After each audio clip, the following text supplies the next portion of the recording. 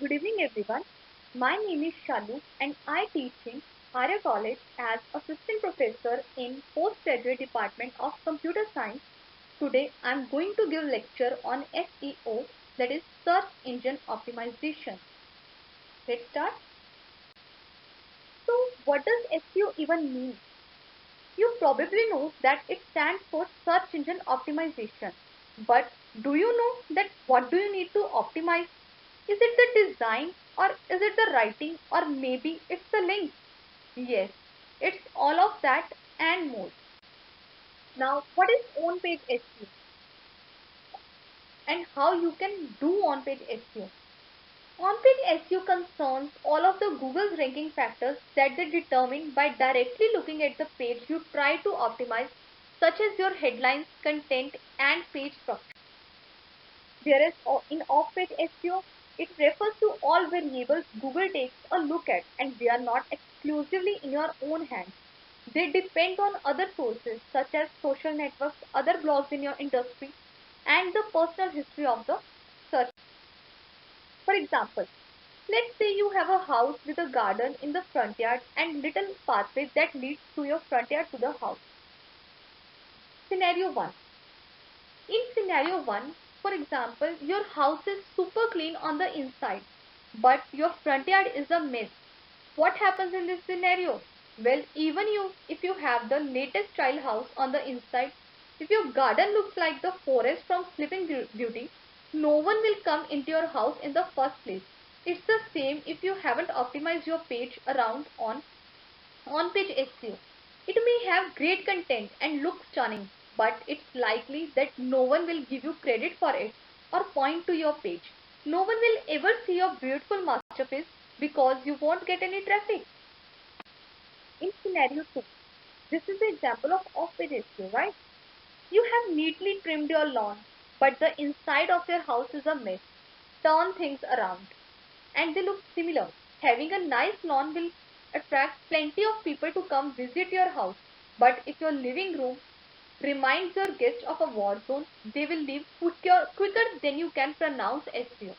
When a visitor leaves your site after viewing only one page, Google considers that a bounce.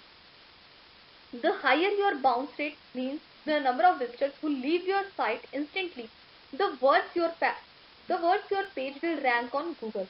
That's why you need to do both on-page SEO as well as off-page SEO. Now, how you can do it? You can do it by using great content, quality, keyword research, use of keywords, freshness of content, direct answers, HTML, title tags, meta description, architecture. Let's discuss these things in detail. First is content. You have probably heard it before that content is king. Bill Gates made this prediction in 1996 and it's as true as ever today. Why? Because a Google search engine customer is happy when he finds the result that serves his needs in the best way. When you Google quick and easy homemade mac and cheese, Google will put all its energy into delivering to you what Google believes is the best recipe for homemade mac and cheese. That takes little time and uses fewer ingredients on the entire web. Second is quality. While the times where just delivering the best quality content would make you stand out from the crowd are long gone, it is still the starting point for any successful SEO effort. According to Wikipedia, SEO is the process of affecting the visibility of a website or a web page in search engines' unpaid results. These are the contents that we are going to discuss in our lecture, like its overview, white hat versus black hat, on-page SEO versus off-page SEO, and in detail on-page SEO and off-page SEO. Let's start. Overview. Now, what does magic look like and why does it even matter? Like I said earlier, the vast majority of online experiences begin with a search engine and nearly 75% of searchers start their searches on Google. Combine that with the fact that the first 5 results on Google get 67% of all clicks. and you get an idea of why search engine optimization is so important. If your blog, post, article or product is on any other page of the Google search results than the first, then it's the equivalent of it not ranking at all. Now, what is black hat SEO? Some people are in it to make a few grand really quickly, while others are in it for the long haul. If you want to work SEO like a get rich quick scheme, you will probably end up doing black hat SEO. This type of SEO focuses on optimizing your content only for the search engine, not considering humans at all. Since there are lots of ways to bend and break the rules to get your site to rank high. These are a prime way for black hat SEO to make a few $1,000s fast. Ultimately, this approach results in spammy, crappy pages that often get banned very fast. It will often lead to severe punishment for the marketer, ruining their chance of building something sustainable in the future. You might make a few grand this way, but you will continuously have to be on the lookout for search engine updates and come up with new ways to dodge the rules. Now, what is white hat SEO? On the other hand, white hat SEO is the way to build a sustainable online business. If you do SEO this way, you will focus on your human audience. You will try to give them the best content possible and make it easily accessible to them by playing according to the search engine's rules. Black hat versus white hat. What does black what happen in black hat SEO? In the black hat strategies are, duplicate content, invisible text and stuffed keywords, clocking or redirecting the user to another site or page which you are not even looking for. Links from sites with non-relevant content.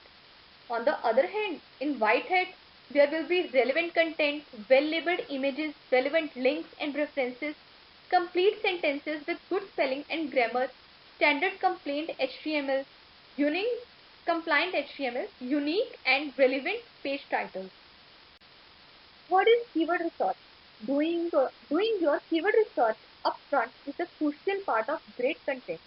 Since you ideally want to include your targeted keyword in your post headline and throughout the article, you need to choose your keyword before you start writing.